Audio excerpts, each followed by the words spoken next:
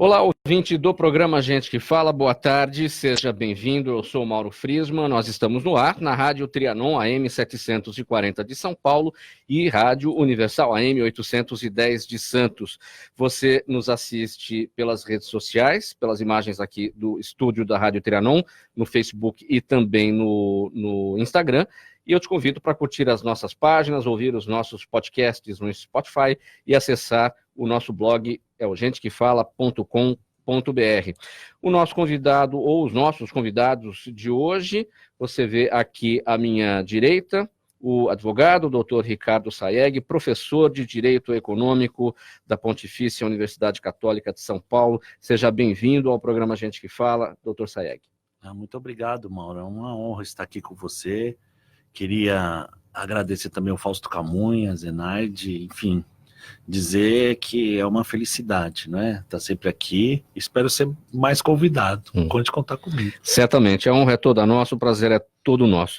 Também conosco o doutor José Carlos Blatt, promotor de justiça. Professor José Carlos Blatt, seja bem-vindo mais uma vez ao programa Gente que Fala. É um prazer, é uma honra estar aqui na Rádio Trianon, no programa Gente que Fala, né? Dirigido pelo Fausto Camunha, pela Zenilda, por você, Mauro, e uma felicidade imensa, né, estar aqui com o meu grande amigo e grande advogado, Ricardo Sayegh. Vamos aqui ao nosso primeiro tema. Polarização é a palavra do ano no Brasil. E a soltura do ex-presidente Lula parece ter colocado mais lenha na fogueira do embate político que dominou todas as questões desde 2018 e fez naufragar a viabilidade de nomes que se apresentavam como opções mais moderadas. Na opinião de alguns especialistas, essa polarização interessa a ambos os lados, que se mantêm em evidência como opção contra o inimigo. Mas o que a gente pode esperar dos rumos do Brasil nos próximos anos? E como é que isso pode afetar as eleições municipais no ano que vem? As eleições que já estão, digamos, praticamente nas ruas, não é isso, doutor Sayegh? Como é que o senhor avalia? Mauro, eu acho que o Brasil mudou, grande parte disso por conta do trabalho do Ministério Público, que realmente é a instituição que encarna esse heroísmo nacional. Eu acho que no Ministério Público um emblema, um mito que existe lá é o Dr. José Carlos Blatt, que inclusive fez muito dessas investigações, né? A própria investigação do Triplex originou com ele e a equipe de promotores aqui de São Paulo. E realmente eles conseguiram o inusitado de colocar a persecução penal em torno de pessoas que dominavam o país, seja política, seja economicamente, e as respostas foram dadas adequadamente pelos tribunais. Agora, depois de uma discussão enorme da prisão de segunda instância, sem entrar no mérito, houve a liberação do ex-presidente, e eu acho que isso simplesmente é outro emblema de que o Brasil pode retroceder e que nós não devemos permitir isso, e realmente a gente precisa debelar de uma vez por todas, né, essas forças que quase levaram o Brasil a ser uma Venezuela. Eu acho que isso simplesmente não é questão de polarização, mas é questão de unidade nacional em torno do novo Brasil. E o presidente Bolsonaro representa essa unidade nacional porque representou isso nas urnas, né? E vamos aguardar para ver o que vai acontecer.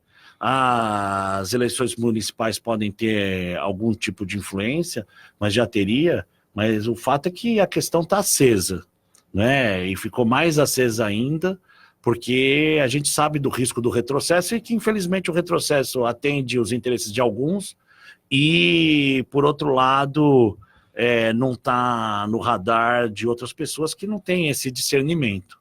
É uma pena, mas isso faz parte da democracia e eu sei que o Brasil vai prevalecer e vai para frente. Doutor Blatt, essa polarização de fato interessa para ambos os lados? Quando você tem lá na outra ponta o inimigo, fica muito mais interessante para você? Bom, antes de mais nada, agradecer as palavras do meu querido amigo e advogado Ricardo Sayegh. É óbvio que o Ministério Público tem feito seu papel preponderante, mas a OAB, né, tendo como figuras como o Ricardo Saeg, que é precursor do capitalismo humanista no Brasil, né, e no mundo, né, e que também tem posições muito firmes no combate à corrupção, no Estado Democrático de Direito. Então, o que tem sido desenvolvido não é só o Ministério Público, é o Ministério Público, a OAB, Poder Judiciário, né, e, enfim, todos aqueles que buscam um país melhor. No caso dessa suposta polarização, eu falo suposta pelo seguinte: eu não posso polarizar o devido processo legal. O processo legal ele foi seguido à risca. O presidente Lula ele foi processado e condenado em várias instâncias, né? E por unanimidade, não houve discussão com relação ao mérito em nenhum dos tribunais pelos quais ele foi submetido, né? Então, com relação ao mérito. Agora, a questão de estar livre ou não, conforme decidiu o Supremo Tribunal Federal, mudando a posição e trazendo mais uma vez uma instabilidade jurídica e uma insegurança jurídica enorme, porque há pouco tempo atrás a mesma corte decidiu que a segunda instância era o suficiente a determinar que condenados fossem cumprir as suas penas. Agora não mais. Então, este movimento é que tem causado essa instabilidade e, por óbvio, tanto a direita quanto a esquerda, aí já saindo do campo judicial, do campo legal, estão utilizando isto para, obviamente, buscar os seus eleitores, né? E, infelizmente, o mundo está muito chato e perigoso, né? Então, qualquer movimentação a respeito aí, o próprio movimento Lula Livre, ao meu ver, como promotor de justiça, ao ver isso, o Lula Livre é um assinte a legislação e a Constituição Federal em vigor. Lula livre por quê? Se ele praticou os crimes, que seja efetivamente condenado, e foi condenado. E mais, o próprio Ministério Público em Curitiba concordou com a progressão de regime. Ele seria colocado em liberdade, né? Ou seria colocado em liberdade de uma maneira ou de outra, porque ele tinha direito à progressão de regime prisional, ok? O próprio Ministério Público estava provocando a justiça nesse sentido. Então, eu vislumbro hoje, infelizmente, essa polarização em cima de institutos que, na verdade, são sagrados. O devido processo legal, as decisões do Poder Judiciário, elas devem ser cumpridas e não ser levadas à esfera política. Então, tanto a direita quanto a esquerda têm utilizado assim, essas decisões para uma polarização que realmente é muito prejudicial para o Brasil e causa, obviamente, muita instabilidade jurídica. Eu digo mais, eu como promotor de justiça já processei pessoas de todos os partidos políticos, já fui acusado de, quando eu processo alguém do partido A, eu pertenço ao partido B, quando eu processo alguém do partido B é porque eu pertenço ao partido A, eu não pertenço a partido nenhum. E imagine o Ministério Público, o Judiciário, a OAB, simplesmente a cada, por exemplo, 6 meses antes de cada eleição, ou seja, a cada 2 anos, a gente paralisa as nossas atividades, porque o efeito dos processos criminais, obviamente, vão repercutir na eleição. Não tem nada a ver com a eleição. A minha questão não tem nada a ver com se vai ser eleito ou deixar de ser eleito. O que a gente tem que cumprir é o calendário da justiça e o calendário da lei. Nós, da imprensa, nós jornalistas, a gente também passa por isso. Quando você fala de A, então Pronto. Você está a favor de B. Quando você fala de B, você está a favor de A. Exatamente. E não é uma questão de falar, é uma questão de apresentar o fato e apresentar a crítica. Na questão da prisão em segunda instância, doutor Blatt, seja por uma ação da Câmara dos Deputados por meio de PEC ou do Senado por uma lei ordinária, uma matéria que venha do Congresso Nacional, definindo sobre essa questão. Isso seria motivo de questionamento no Supremo Tribunal Federal depois? Certamente será, mas é o seguinte, ninguém será considerado culpado até o trânsito final da sentença penal condenatória, né? Então, obviamente, a gente vai continuar considerando o cidadão sendo réu, né? Preso. Então, há a possibilidade dessa PEC, por pressão popular, porque há muitos no Congresso que não querem, né? Publicamente defendem, mas no bastidor estão rezando de joelhos para que isso não passe, porque serão os próximos. A Lava Jato teve um efeito dominó sobre todo o Congresso Nacional, né? Ou seja, 40% das pessoas que lá estão respondem, né? Ou serão processadas, ou estão sendo processadas por crimes descobertos na Lava Jato. Então, no bastidor, estão torcendo contra, né? Perante a população, estão, obviamente, se movimentando.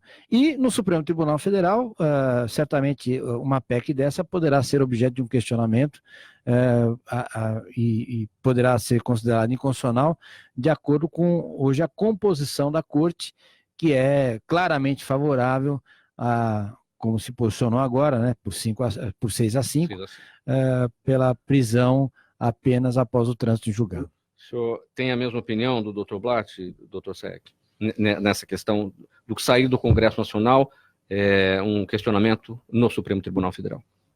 Não, eu acho que chegar no Supremo sempre chega, né, Mauro? Isso é natural, porque é dessa dialética, desse embate que a democracia se aperfeiçoa, através da última palavra do judiciário. O judiciário, ele sempre tem a última palavra no sentido de falar da conformidade constitucional, ou seja, está conforme a Constituição Federal, está conforme a legislação, não está conforme.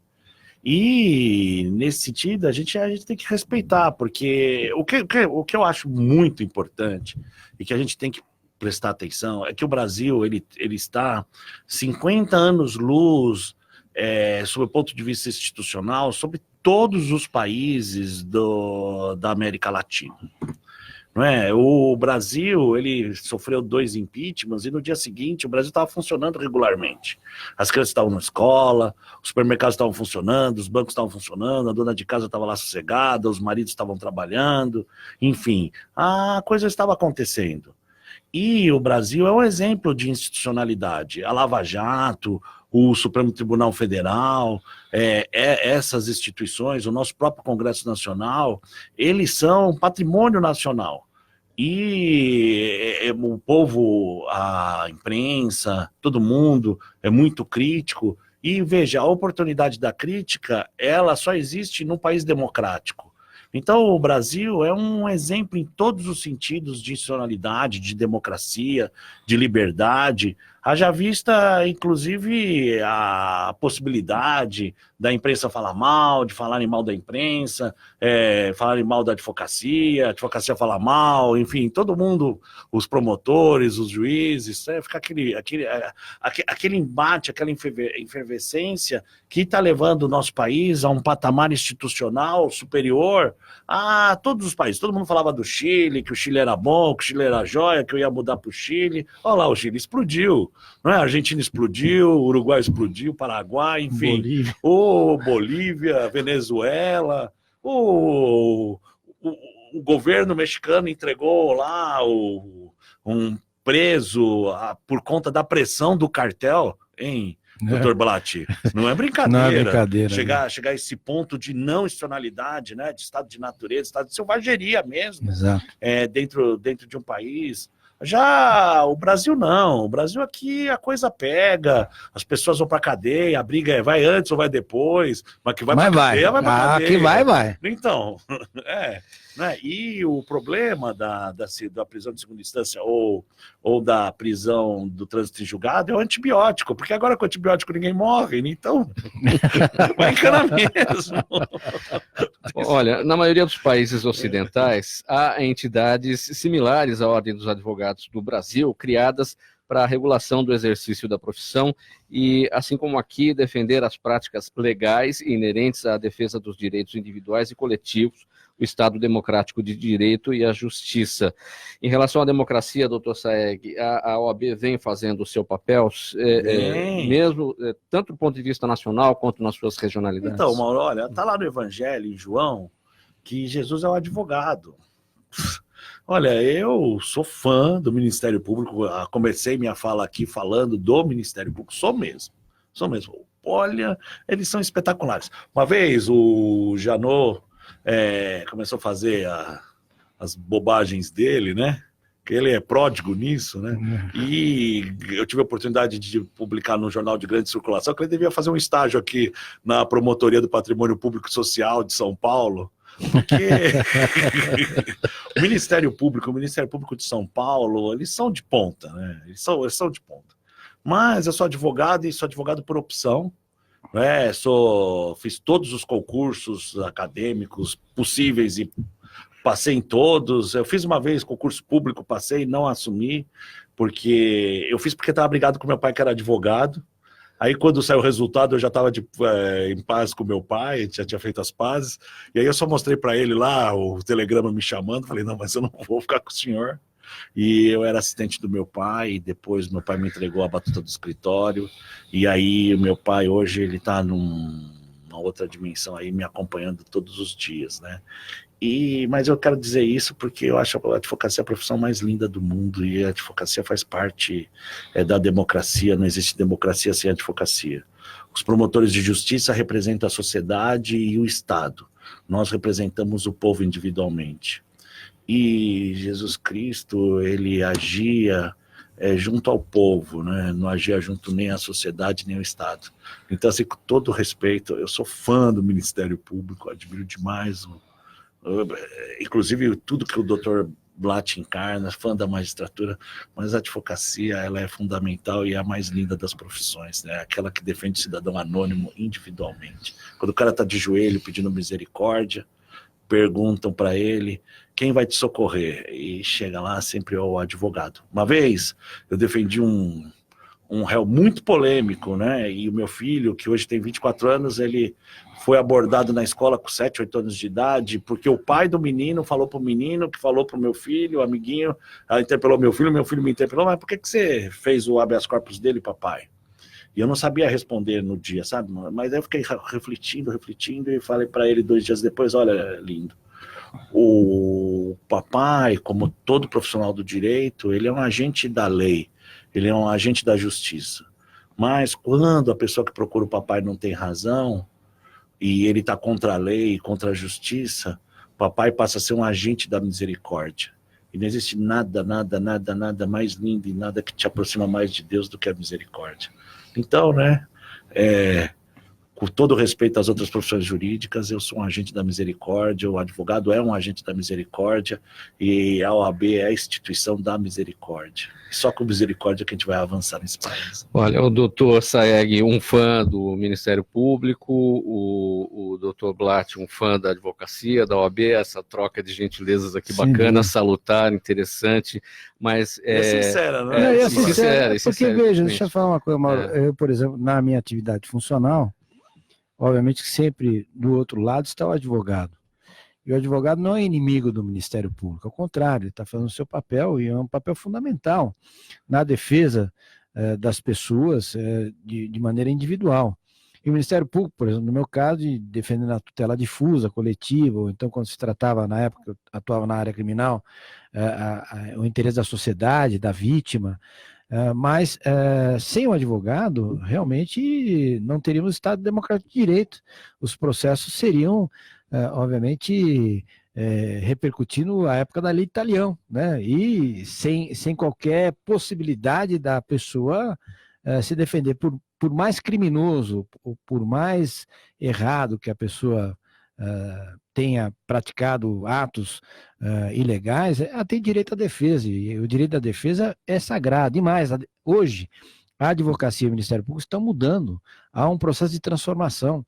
Hoje se busca, os processos são de ordem resolutiva, ou seja, a advocacia e o Ministério Público, por exemplo, nos casos de delação premiada, as questões das leniências, dos acordos firmados em todas as esferas, inclusive na esfera da improbidade, onde ainda existe uma polêmica, sentam praticamente juntos, Ministério Público e advocacia, buscando o quê? A reparação do dano e, obviamente, os advogados, o menor dano possível com relação aos seus clientes. Então, o mundo está mudando nesse sentido, e a advocacia faz um papel preponderante, obviamente, na defesa da democracia, e um dos maiores advogados que eu conheço, não só por ser meu amigo, meu querido irmão, mas que realmente o exercício sagrado da advocacia está aqui, que é o Ricardo Saeg. Eu falava aqui dos elogios e do Dr. Ricardo Saeg dizendo ser fã do Ministério Público. O Ministério Público que fica na mira da nova lei de abuso de autoridade, sancionada em setembro, a lei 3.869, que entra em vigor logo mais dia 2 de janeiro de 2020. Mais certezas ou incertezas, promotor José Carlos Blatt? Olha, pode colocar a legislação que quiserem. Se eu estiver, obviamente, e faço isso todos os dias ao longo desses 27 anos, eu exerço as minhas atribuições de acordo com a legalidade. Então não me preocupa essa lei de abuso de autoridade. Vai aborrecer, né? Porque o fogo de encontro sempre existiu, né? Quando você faz uma investigação contra alguém politicamente poderoso ou economicamente poderoso, existem retaliações de todo tipo. Agora, eu me lembro das palavras sábias de um ex-procurador-geral de Justiça, que dizia aos promotores, o doutor Luiz Antônio Guimarães Marrei, que dizia o seguinte, ó: se você não tem coragem suficiente para ser promotor, né, se você exerce suas atribuições embaixo de uma cama, né, é melhor escolher outra carreira. Então, eu, como não exerço as minhas atribuições embaixo de uma cama nem em cima dela, né, mas em pé, altivo e, obviamente, não com o dedo em riste, mas com a responsabilidade de buscar a apuração coerente dos fatos, né? E às vezes pedindo muitas vezes absolvição, por que não, das pessoas que são imputadas, arquivamento de casos que não há a menor pertinência. Então, a lei de abuso vem, obviamente que para intimidar, mas aqueles que se intimidam com essa nova lei, é melhor procurar outra profissão, né? Porque as retaliações sempre vão acontecer e, obviamente, é necessário exercer a atividade com coragem. É verdade, né? Não quer, vai buscar outra. Pois é. Vender algodão doce no parque. Porque o grande problema, Saeg, é que a gente, esta lei, obviamente, traz algumas questões que podem traduzir uma insegurança com relação ao juiz, ao promotor, ao delegado, ao policial que está na rua, mas colocar o seguinte, que esses agentes públicos, se exercerem a sua atividade baseados no império da lei, essa lei não nos atingirá. Também acho, Mauro, porque, veja, não me parece que, assim, falando como instituição, né, como conjunto da obra, que principalmente o Ministério Público atua com abuso, atua com firmeza, atua com contundência. Eu publiquei, inclusive, na época saiu reportado em jornais de grande circulação, que eu era contra a PEC 37, que inibia o Ministério Público de investigar. Então, foi publicado também em jornais de grande circulação que eu sou fã declarado do juiz Sérgio Moro. Sou mesmo. E não me parece que tenha ocorrido abusos e ilegalidades a ponto de caracterizar o que a lei preconiza.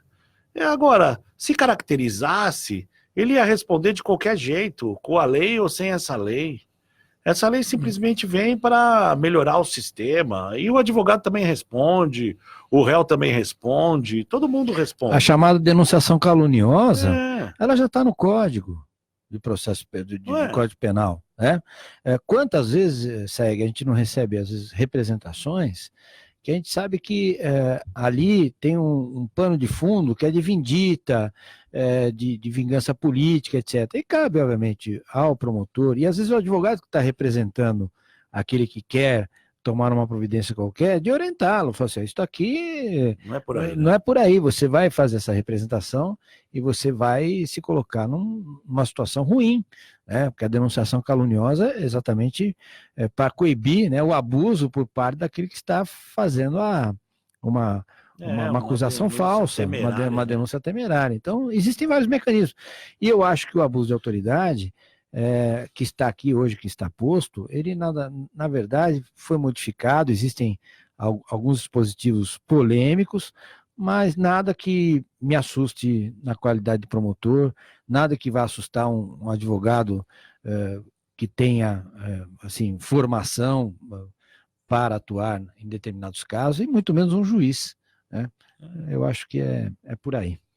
Doutor Saeg, falando um pouquinho do senhor, recentemente o senhor foi candidato à presidência da Ordem. Já faz um pouquinho de tempo. Não tão recentemente. Abriu mão. O senhor pretende se lançar novamente? Não pretendo, não. Foi maravilhoso, foi muito estimulante, mas agora eu quero me dedicar à minha família. Eu quero todos os dias da minha vida paparicar minha esposa. É o meu objetivo hoje. Vamos falar agora de um pouquinho de economia aqui, de autoria do deputado Baleia Rossi, a proposta de emenda à Constituição número 45 de 2019, que trata da reforma tributária, é associada por apoiadores a benefícios como geração de emprego e distribuição de renda.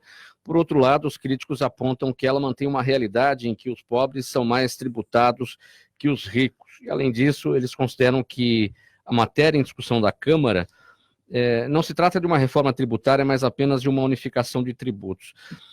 Promotor Blatt, vai dar resultado a gente vai ver uma situação tributária mais simples no Brasil? Sua expectativa qual é nesse sentido? Eu acho... pode falar. Essa questão de duas coisas tramitando ao mesmo tempo, tem tem na Câmara e tem no Senado, e aí dá aquela impressão de que cada casa quer fazer o seu. A princípio, antes da própria reforma da Previdência, a reforma tributária aparecia como mais consensual, né? E hoje a gente vê que não é. Olha, eu verifico essas situações com um olhar bastante cético pelo seguinte: eu acho que de nada adianta fazer uma reforma tributária tendo este elefante branco do Estado com centenas de milhares de empregos públicos, com cargos de confiança, enfim, estamos falando mais de 1 bi por mês, de gastos desnecessários. Então, a máquina estatal está muito inchada. Então, acho que deveriam ter coragem suficiente de fazer o seguinte: diminuir, né, esta carga de salários, este valor, que é um valor considerável, que poderia estar sendo direcionado para a saúde, para a educação, né, e para tantas outras áreas que são essenciais à sociedade brasileira. Então, a reforma tributária vai ficar discutindo ali, e normalmente o que acontece é que sempre o pobre ou o cidadão que tem registro em carteira estará sempre prejudicado, porque de nós, descontam diretamente, não dá nem tempo, né, de questionar. O imposto de renda está descontado, quer dizer, então o pobre sempre leva desvantagem, ou aquele que tem a carteira assinada, ou que é funcionário público, ele não consegue sequer questionar, o valor está ali, 27,5% de imposto de renda para aqueles que têm uma renda maior, né? Então somos debitados mensalmente, enquanto que o Estado, ao invés de diminuir o seu tamanho, fica cuidando dessa questão da reforma tributária. A reforma tributária era importante se tivesse uma efetiva reforma administrativa e uma reforma política ao mesmo tempo, para que a gente pudesse realmente diminuir o tamanho do Estado. Eu não aguento mais, e aí eu falo como cidadão, o Estado a todo momento intervindo nas nossas vidas, ou seja, o Estado interventor, né, o Estado que ingressa dentro da nossa casa, né, 24 horas por dia, né? A presença do Estado ela tem que ser diminuída, ou seja, o Estado hoje tem ingerência em praticamente todos os atos da nossa vida civil. Então, era importante que o Estado saísse, por exemplo, a privatização é fundamental, a diminuição do número de ministérios, secretarias, enfim, diminuir esse tamanho para diminuir a despesa, aumentar a receita, aí sim, vamos falar de uma reforma tributária justa. Porque mesmo fazendo essa reforma tributária, o dinheiro ainda vai sangrar dos cofres públicos. O parlamento teria condições de tocar a reforma tributária, administrativa e política, quer dizer, nesse sentido que o senhor falou, de diminuir o tamanho do Estado, tudo isso ao mesmo tempo? É por isso que eu acredito em Papai Noel, né? Infelizmente não, né? Papai Noel existe, assim como existem esses movimentos. Eu não vejo essa reforma tributária que estão discutindo nas duas casas legislativas, é um traque, né? Ou seja, não tem nada de efetivo. O que eu gostaria de ver, por exemplo, um imposto único, mas por exemplo, por que eu tenho que pagar IPVA? Por que eu já comprei o carro? Estou pagando o IPTU, tem que pagar IPVA, IPTU, são 50 e tantos impostos. Gente, aí vão diminuir para 30. Aí só que é o seguinte, vão aumentar a alíquota ou então ressuscitar a CPMF. De alguma maneira, eles precisam tirar o dinheiro de algum lugar para pagar essa máquina podre, gigantesca, onde estão ali os companheiros, os parceiros, os favores políticos. Então, eu acho que só mesmo pensando talvez numa nova constituinte, numa modificação efetiva do Estado, para fazer uma revolução legislativa, não revolução das armas, uma revolução legislativa. Diminuir o tamanho da nossa Constituição, diminuir a carga tributária, diminuir até... Eu fico imaginando essas cidadezinhas pequenas que não têm condição de sobrevida, tem Câmara Municipal, tem Prefeitura, tem secretarias, etc., e não tem o menor sentido com 3 mil, 5 mil, 10 mil habitantes, ou seja, e essas pessoas todas muito bem remuneradas, Então, eu fico imaginando uma Câmara Municipal na cidade de Xiririca da Serra, estou aqui numa invencionice, mas que fazem lá 6, 7 vereadores, 8 secretários, enfim, sem a menor sustentabilidade, e as pessoas passando fome, a miséria, nesses pequenos municípios. Então, eu acho que só talvez com uma mudança através de uma Assembleia Nacional Constituinte para se modificar efetivamente tudo que está posto. São mais de 150 mil leis, pelo amor de Deus. Eu desafio qualquer um no mundo sentar aqui e eu dar o número da lei e a pessoa de cor nos disser qual que é o teor da lei. Doutor Google. O Google, só ele. Especialista em consolidação, né, doutor Google? Ele é o maior jurista. É o maior jurista, Mas é verdade. O doutor Google. Não, mas eu acho que o doutor Blatt está coberto de razão, mano. O Estado tem que ser redimensionado para o Estado que nós queremos. E graças a Deus, e bem na linha do que você também com muita precisão falou, não é? Podem falar o que quiser do nosso presidente, mas o fato é o seguinte, ele tem afirmações, declarações polêmicas, mas ele não é réu em ações de corrupção, né? Bem pelo contrário dos 4 presidentes anteriores, né? Dos 4 mandatos anteriores. Então o Brasil vem desde lá, começo dos anos 2000, sempre com uma característica muito peculiar para os presidentes da República e para alguns governadores do Estado, como acontece, por exemplo, no Rio de Janeiro, não é? Que são réus de ação anticorrupção. Nossa, não escapou ninguém lá. Então, pois é, né? E aqui a nível federal também não. Então, sinceramente, eu prefiro um presidente com algumas declarações polêmicas do que presidente réu em ação de corrupção. Entendi. Não é? E, inclusive, falando daquele movimento do Lula livre, acabou de ser condenado de novo, na questão do sítio. Isso. Então, já está fazendo assim a sua coleçãozinha. Daqui a pouco dá para fazer papel de parede, dá para decorar uma sala. Pega ou uma cela. Ou a sala da cela. Não dá mais simplesmente para enquadrar, porque agora já ficou o tamanho da parede. Se pegar o número de laudas e colocar assim do lado a lado das sentenças condenatórias, eu acho que dá para fazer um bar. E aí eles podem comemorar no bar as tentativas de tentar dissimular a realidade.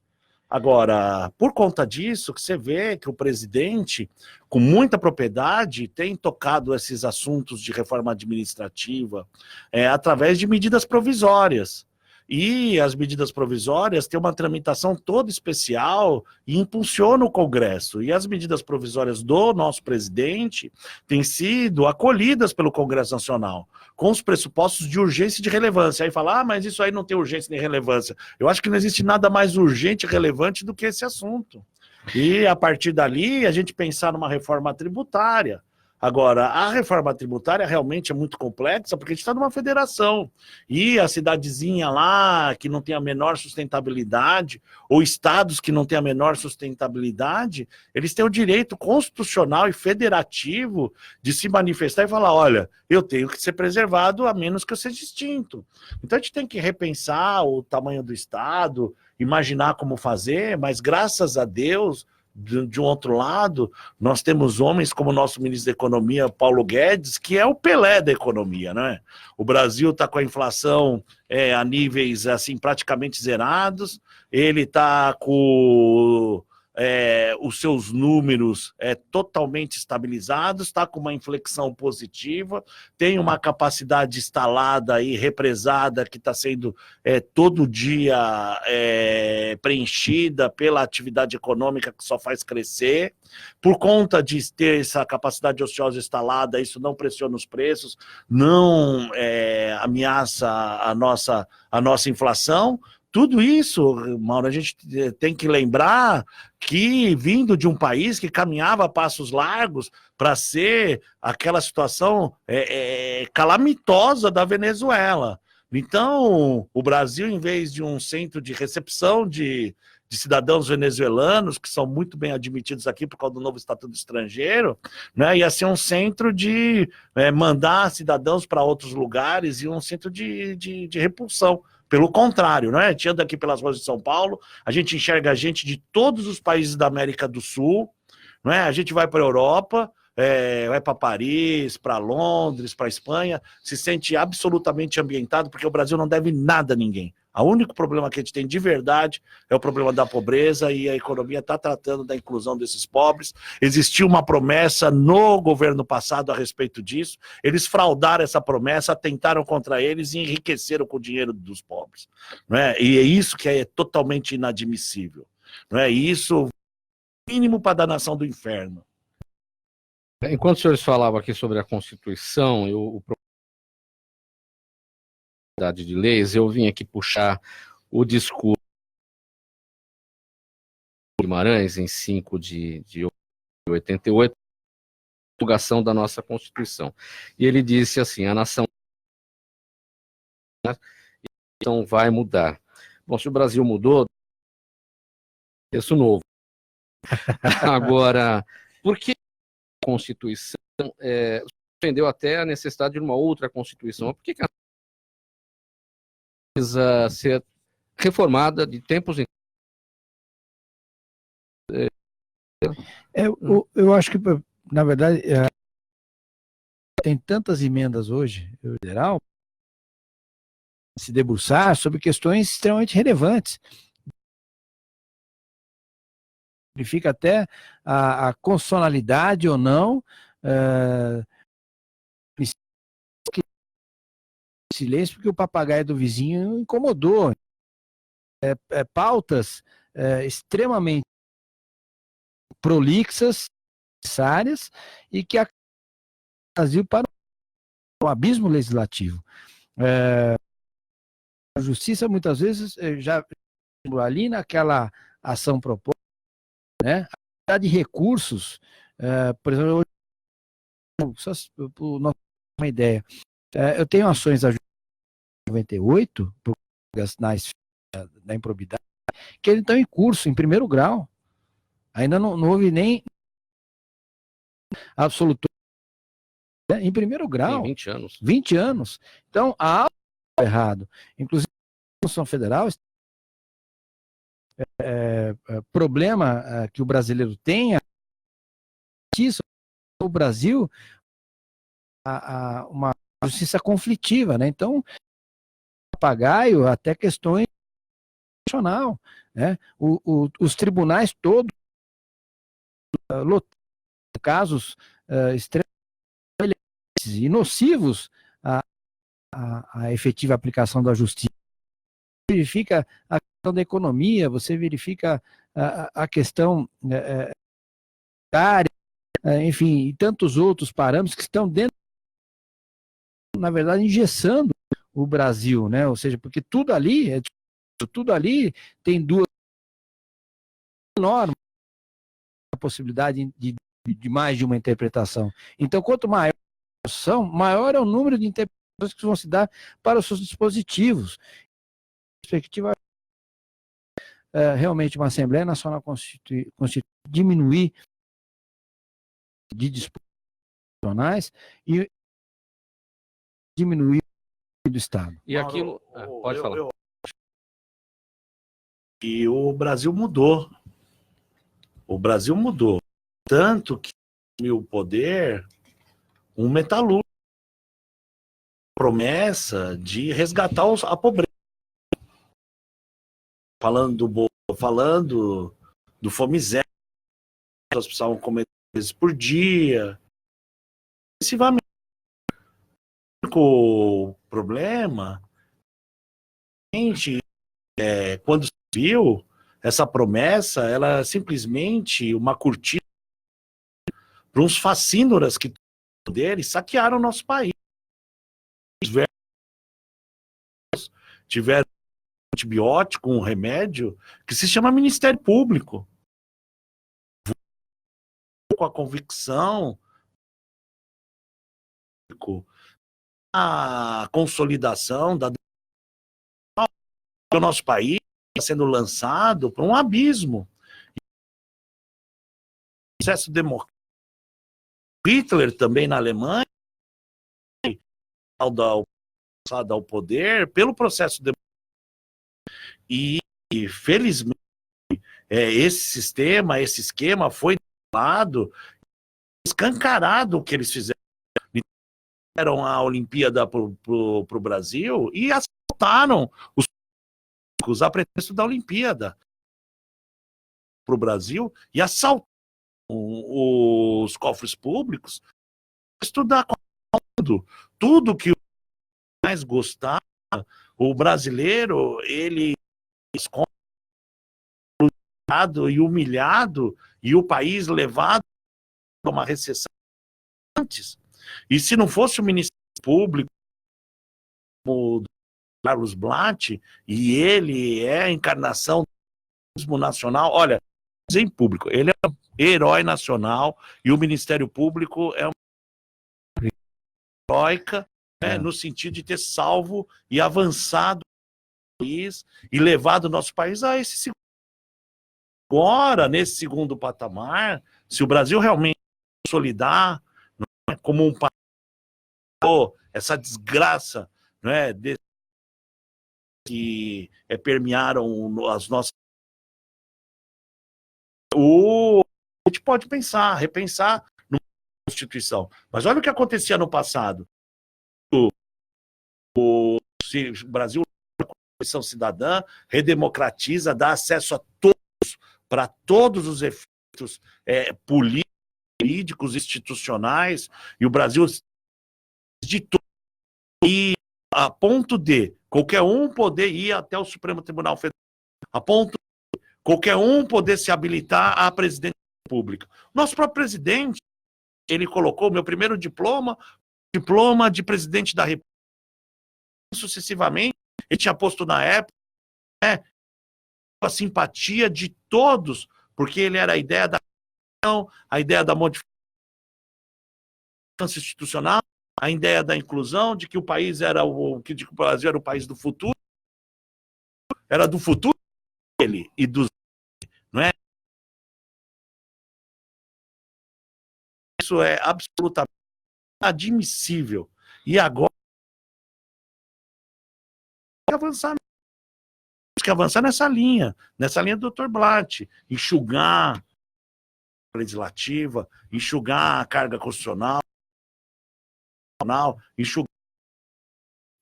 enxugar absolutamente tudo, funcionar como de fato ele tem vocação de ser.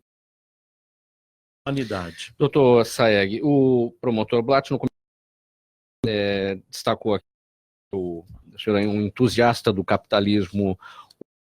Esse é o caminho para o Brasil. Aliás, o que é o capitalismo humanista? Que às vezes a gente tenta coisa não é o capitalismo é o humanismo. Imagina, sob a minha ótica, esse é meu tema de estudo, Eu acho que o bem-estar social, ele do bem-estar econômico. As pessoas devem estar incluídas economicamente para que da inclusão econômica cada um tenha à luz do seu direito de oportunidade, a possibilidade de tomar suas decisões, especial responsabilidade sobre o seu destino, sobre o que pode deixar as pessoas para trás, combater a pobreza. O que é o capitalismo humanista? O capitalismo humanista é o capitalismo do mundo, onde o problema da pobreza está absolutamente equacionado, resolvido, um mecanismo no qual ninguém fica para trás, como na 2030, no qual 50 milhões de brasileiros, né, níveis intoleráveis e passam a ter o direito de oportunidade. Isso só vai acontecer quando a gente debelar. E não é à toa, né?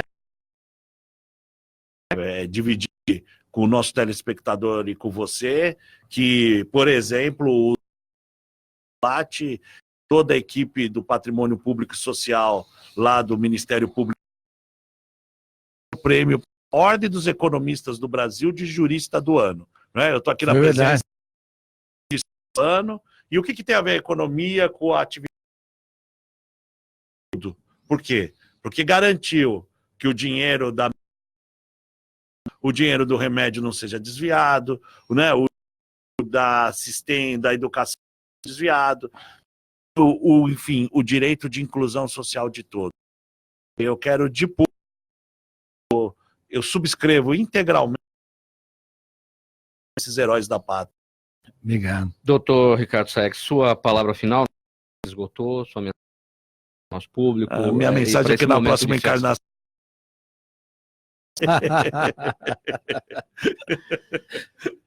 Não. Eu gosto. Mas muito obrigado pela oportunidade. Eu agradeço aqui e felicito pelo todo o trabalho que ele faz. Sua palavra final, Plat, nesse momento de festas, de renovação, de ano que vive. Eu agradeço o convite, o honroso convite dessa mesa, com meu amigo e um dos maiores advogados do Brasil, Ricardo, que ele, assim como outros advogados, exerce aqui quase, né, que é o direito à defesa de todos aqueles que buscam efetivamente uma justiça. Né? Com o capitalismo humanista, e eu sou fã e participo do grupo do capitalismo humanista, criado pelo professor Ricardo, a efetividade dos direitos humanos, né? E efetivamente o combate à corrupção da advocacia é do Dr. Rasson Saeg, com essa tese, né, que obviamente faz com que as funções essenciais no desenvolvimento.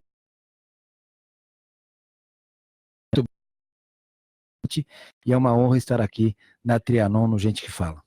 A presença o advogado Saeg, de Direito de São Paulo, também promotor de justiça, professor Plat, uma honra recebê-los do programa Gente que Fala. Na mesa de som, o Fabiano Souza, na gerência técnica da Rádio Trianon, o Sérgio Souza, apresentação minha, Mauro Friesman, pauta e redação Pedro Schiavon, diretora de produção Zenilda Salvato, direção-geral do programa do jornalista Fausto Camunha e do outro lado o Gente que Fala, você, ouvinte, a razão da nossa presença aqui. Muito obrigado pela audiência, tchau, até o próximo programa. Só um minutinho.